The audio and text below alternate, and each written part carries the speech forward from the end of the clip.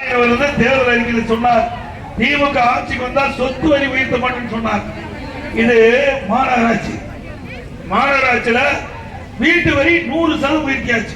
1000 ரூபாய் நீங்க வீட்டு வரி அதிமுக ஆட்சியில் கட்டினீங்களா, இப்ப 2000 ரூபாய் வீட்டு வரி கட்டணும். கட வரி அதிமுக ஆட்சியில் 1000 ரூபாய் கட்டினீங்களா, இப்ப 2500 ரூபாய் கட்டணும். 150% உயர்த்தியாச்சு. குடிநீர் உயர்த்தியாச்சு. போதாததுக்கு குப்பைக்கு வரி போட்டார், எல்லாமே வரி போட்டார். ஆனா சொன்னது ஒண்ணு, செய்யறது ஒண்ணு. மின் கட்டணம் கேட்க வேண்டியதே இல்லை. மின்சாரத்தை தொட்டாதான் ஷாக் அடிக்கும், மின் கட்டணத்தை கேட்டாலே ஷாக் அடிக்கும். அப்படிப்பட்ட ஒரு நிலைமை தமிழ்நாட்டில் திமுக ஆட்சி. 52% 3 வருஷத்துக்கு முந்தையே உயர்த்திட்டாங்க. 52% மின் கட்டணம் உயர்த்திட்டாங்க. பிறகு வருஷம் 5% உயர்த்தப்படும் சொல்லி 3 வருஷமா 15% மின் கட்டணம் உயர்த்திட்டாங்க. இன்னைக்கு மக்கள் மிகப்பெரிய கஷ்டத்தில் இருக்கிறாங்க. அது மட்டும் இல்ல, 2 வாரத்துக்கு ஒரு முறை மின் கட்டணம் கணக்கிட்டு அதை மாதம் மின் கட்டணம் கணக்கிடப்படும் என்று வாக்குறுதி கொடுத்தாங்க. நிறைவேற்றினாங்களா?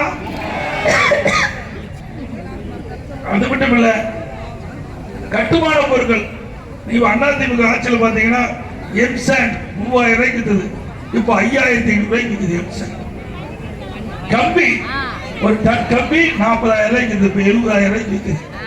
அதாவது சிமெண்ட் அதிமுக ஆட்சியில் 240 ரூபாய்க்கு ஒரு மூட்டை வித்தது, இப்ப 340 விக்குது. அதேபோல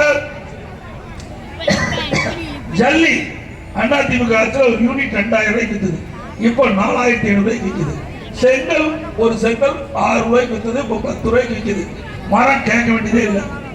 இனிமேல் நீங்க வீடு கட்டலாம் வந்தா நல்லா தூங்கும் போது கனவு காணலாம். வீடு கட்டுற மாதிரி கனவுல வீடு கட்டலாம், நிஜத்துல வீடு கட்ட முடியாது. 100% ஏறி போச்சு. இதை கட்டுப்படுத்துவதற்கு இந்த அரசாங்கம் என்ன செஞ்சது? தேர்தல் அறிக்கையில, இதே தேர்தல் அறிக்கையில திராவிட முன்னேற்ற கழக தேர்தல் அறிக்கையில சொல்லியிருக்கிறார், அத்தியாவசிய பொருள் கட்டுமான பொருட்கள் விலை ஏறிட்ட பொழுது அத்தியாவசிய பட்டியலில் சேர்த்து விலை குறைக்கப்படும். நான் 2 தடவை சட்டமன்றத்தில் பேசியாச்சு, பதிலே இல்லை. இப்படிப்பட்ட ஆட்சி தேவைங்களா?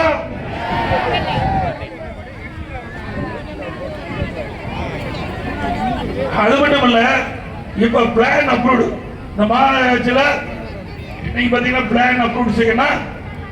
அதிமுக ஆட்சியில ஒரு உதாரணத்துக்கு 40,000 ரூபாய்னா இன்னைக்கு திமுக ஆட்சியில 80,000 ரூபாய் 100% பிளான் அப்ரூவ்டுக்கு உயர்த்திட்டாங்க.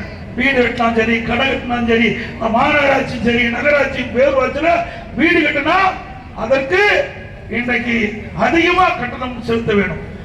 பத்திரப்பதிவு கேட்க வேண்டியதே இல்லை. பணமுடைய வெட்டினா தான் உங்களுக்கு பத்திரமே பதிவாகும், இல்லைன்னா பத்திரமே பதிவு செய்ய மாட்டாங்க.